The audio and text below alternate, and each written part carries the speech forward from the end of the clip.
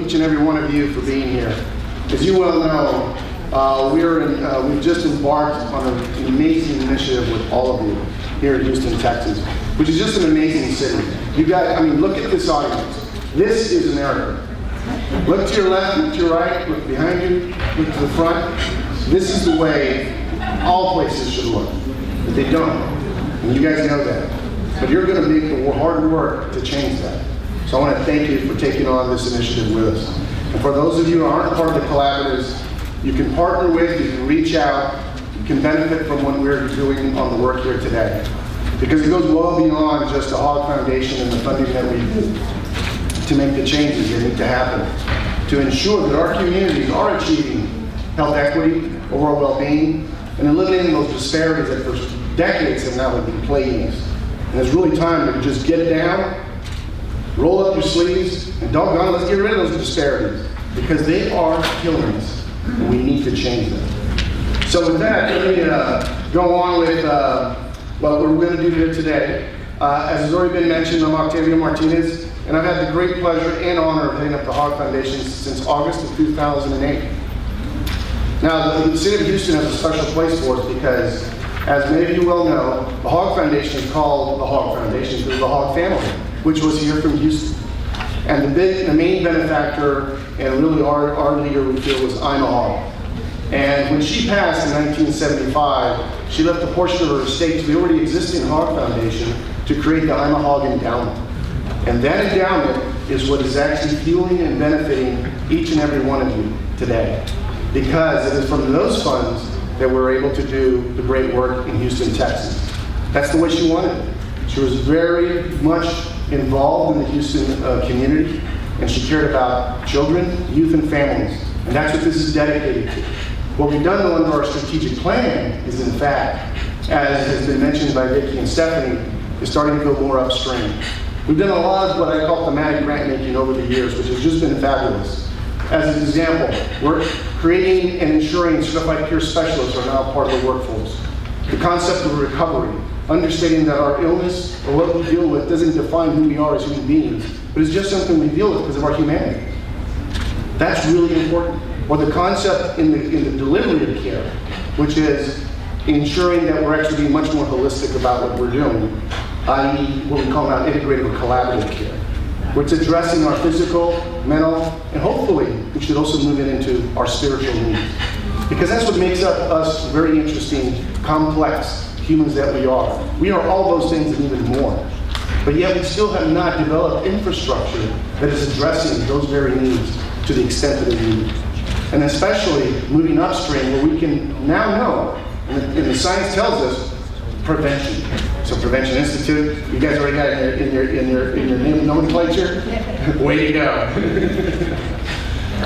So it's my pleasure to welcome you to the 2019 Young Minds Matters Seminar. This was a concept that I want to recognize that Vicki Coffey had a great deal in developing over the course of many years. And it's just fabulous to see now where we are in its development. And looking around the audience and the buzz here that is this morning, it is just really tremendous, and it's exciting to see how we've been developing over the years. And so since 2010, the Foundation has hosted this free biannual conference in Houston. And that's a key thing for us here at the Hogg Foundation. For those of you that know, we also have another signature event, Robert Louis Southern Conference, but recently we had this past summer in Bastrop, Texas, as part of and looking at what we're doing in rural communities across the state of Texas. And that was also free. We don't charge. We have the benefit, because of the Hogg family, Ms. Ima Hogg and her brothers, especially Will Hogg, the ability to be able to provide for our folks here in Texas, all folks that live within our boundaries, the benefits for years to come on what we can do, and we don't charge for it. Why? Because this is for you. There's one thing that I've always been very impressed with that I've learned about the Hogg family over the course of my tenure, which is their wealth came from oil, like many wealthy families in Texas. There was one big difference for them. They really believed, and they followed through, which is the great state of Texas gave us our wealth, but we were only stewards to hold on to it for a moment in time. And it is for us to give back to the great state that provided this wealth. And that's what they've done. If only others would follow suit. Can you imagine the changes that we can make? And there are families and other institutions that are doing that. But we, each and every one of us, can do the same on a smaller scale. However you want to move it forward, pass it forward, move it forward, you can do it. It can be looking actually to each other and just actually acknowledging our own existence. And folks, that's paying it forward as well. Because recognizing our space and the time that we have with each other is so valuable. And so keep that in mind today, so that we can also practice that as we're going through all the wonderful things we hope to share with you today. So focusing on children's mental health topics is something that we have obviously taken to heart at the Hogg Foundation, and it's so important because we know that the farther we can go upstream, the more that we can prevent, and the more that we can ensure that we can actually hopefully achieve what we talk about, which is overall well-being. And this year we're excited to partner with the Prevention Institute, who has worked tirelessly to coordinate today's events. I think they've done a wonderful job. Our Houston leads, Sheila Savannah and Roselle Neely. Roselle, where are you?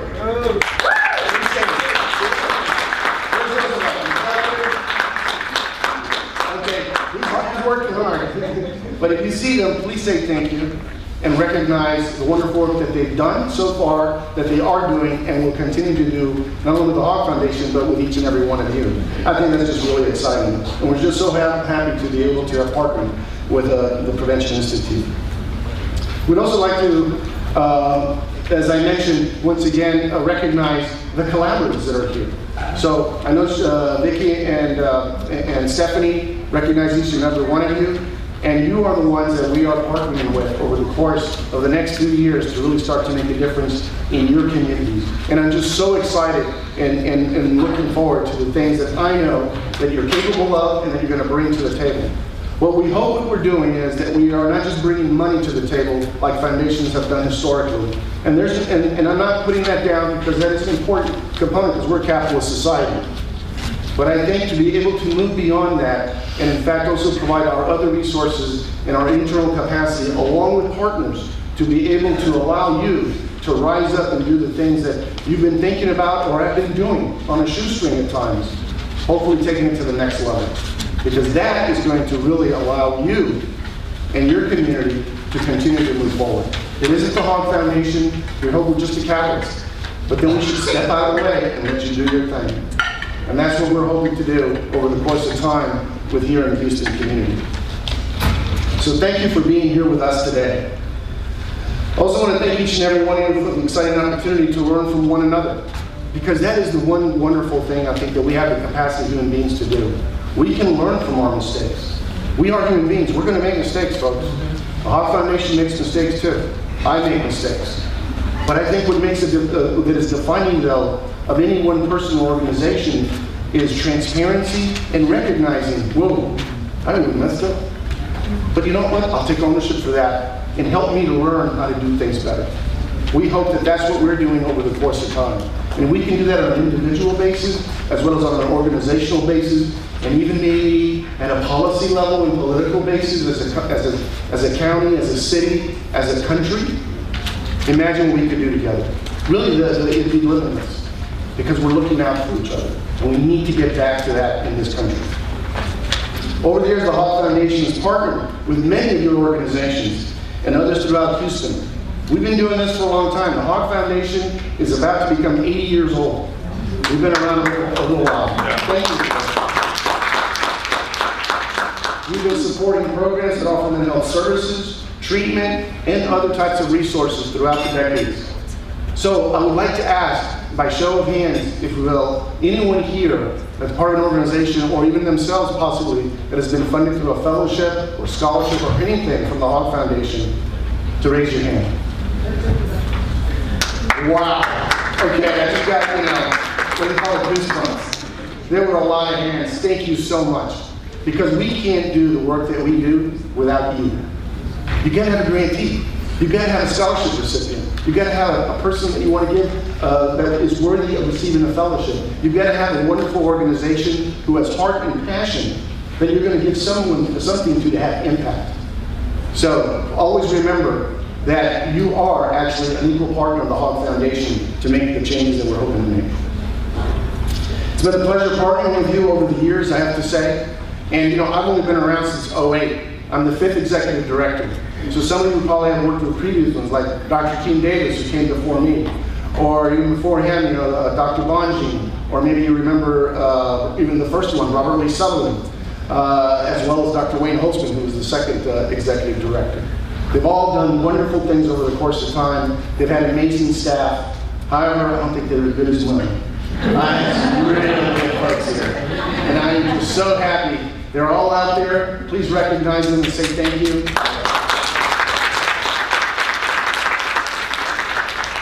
They make me look good, guys. I go around the nation and everyone's always congratulating the wonderful work of the Hogg Foundation. And I just have to remind them, I didn't do any of this. It was the staff. They're just so amazing. They are so passionate. They take this seriously. It's like it's their own organization, and they really feel and they really understand the mission. And when you have folks like that working, and I hope that's the kind of organizational membership you have, you can get things done, and we will.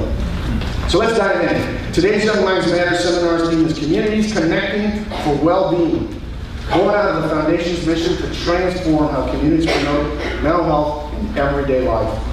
We open the door to this year's seminar to everyone interested in community-based approaches to wellness, mental health, and resilience. And we want it to be a focus, obviously, as I mentioned, on children and youth of color and their families. Now, this is really important, because why are we focusing on children and youth of color and their families today? Think about the question. Because, at least for the Hogg Foundation, we believe the potential for change is greater when we focus our efforts on marginalized populations, or at least those that have been historically marginalized. We hope to change that dynamic. And when we do so with a lens of cultural sensitivity, we then understand that we will begin to understand the places where people live, learn, work, and play, and pray. That is really what everything about being person-centered. You probably have, some of you have heard that terminology in healthcare, right? Person-centered approach. Sounds like a nice buzzword. And it is, right? And it's marketing, right? But let's make that a reality. Because if it is person-centered, that means you need to know who I am as an individual. You need to know who my family is. You need to know my community. You need to know the things that we do. How do we interpret health? How do we respond to health? How are we able to engage with each other? How do we understand the difference between healthcare and health? Healthcare is a system, it's the delivery of care. But we now know that represents maybe 10-15% at the most of it impacts our overall well-being. So we want to get beyond that. We want to get to the big picture of health. That doesn't negate what's happening in healthcare, because we need to transform that system. And I use that term lightly. In mental health, we've heard the term, the system's broken. I'd like to say, system's not broken. People go, well, you know what? You'd have to have something that was working to break it. Well, we don't have that. So we're building the system. I'm sure it's taken us a long time, though. We're in like 200 plus years here working on this, and we need all of you to help us to actually do create a system that is responsive to individual, to family, and to community. So Grant Nicholson Health says, neighborhoods marked by poverty and a history of disinvestment are cut off from opportunities and resources that promote wellness. These communities face unequal health outcomes and widening disparities, especially among low-income residents, individuals of color, and other vulnerable populations. Community well-being is profoundly shaped by social, economic, and environmental factors. Think about that. I know that you know that, but often do we take the time to really think about what that really means. What are those factors that are impacting your community specifically? And these are, in many cases, housing, employment, and our educational system. From sidewalks to toxic stress, evidence shows where people live has a greater impact on their medical care, behavior, than genetics. That's right, we've heard it before, but our zip code is more important to us than our genetic code. At this point in time, when we look at outcomes and how it affects our health. According to the National Alliance on Mental Illness, when it comes to children, to kids, 1 in 5 between the ages of 5 to 18 will experience a severe mental health disorder at some point during their lifetime. Half of all chronic mental illness begins by age 14, and 3/4 by the age of 24. Think about the implications, but also the opportunities. If we start looking at our kids and making the changes we need to make before conception, that 0 to 3, and then when school hits, imagine what we can do and what we could prevent. Not only from a personal standpoint, and the despair that an individual can experience and their family, but also it'll save us a ton of money, because we're spending so much money on the healthcare, not on health, but on healthcare. $3.3 trillion. Think about that. That's more money than I can count. I'm sorry, but that is a lot of dough. And studies have shown anything from 1/3 to half of it is not even being used well. It's wasted. Yeah. People say, how are we going to pay for a healthcare system for all? I say, how about we cut down on that waste and actually start doing things the right way? Save us about $1 trillion, and I can cover everybody's lives in the United States. We can do that. But there are some major forces out there that are benefiting from the current infrastructure. So it's easy to say, but extremely hard to do. But we created this mess. We can undo it and create something better. Because that is the power that we have when we collectively come together. It's tough to do individually, because I know we've all tried. Think about just your own health care or your families. But when we come together, we can make changes. We can demand changes, and we need to be demanding that of our policymakers. All of you are here because you share the same goal. You understand that changing the mental health landscape in Texas takes all of us together. It really does. We can't just leave it to people working within the walls of clinics. No, we need to get beyond the brick and mortar. We have to help them understand and force them to start incorporating all of the determinants of health that are affecting each and every one of us. Because it's about us as individuals and as communities, much like the ones that you represent here today, both professionally and personally. Today we're going to explore what gets in the way of people's ability to thrive, what it takes to make real change, from inclusive dialogue to community-led solutions, and how can we all approach collaboration with cultural humility, courage, and trust. Such a huge one, right? We need to be able to trust each other, because if we don't trust each other, we know we don't move forward. In fact, we kind of clamp down and want to sort of protect ourselves and our family. And that is normal, and that is what we have to do sometimes. But if we can start to build that trust bridge and start to make things move forward, things will happen for all of us in a wonderful way. So some key takeaways we think are important include the following. Identifying strategies for improving community conditions and social determinants of health. 2, how structural bias and systemic barriers impact communities of color. 3, the importance of engaging historically excluded groups in all aspects of community change, and especially bringing them into the fold of being part of the governance structure. For too long, many of us have been left out of being able to even have a voice, let alone being able to be part of a decision-making process. Think how important and valuable that truly is, and how we can actually then have a much more centric approach to us culturally, but also individualistically and from a community standpoint, if we're able to do that. And providing opportunities for you to network, and also those that are interested in this work to bring them into the fold. By working together, we can begin to shift the tide toward greater well-being and resilience, one community at a time.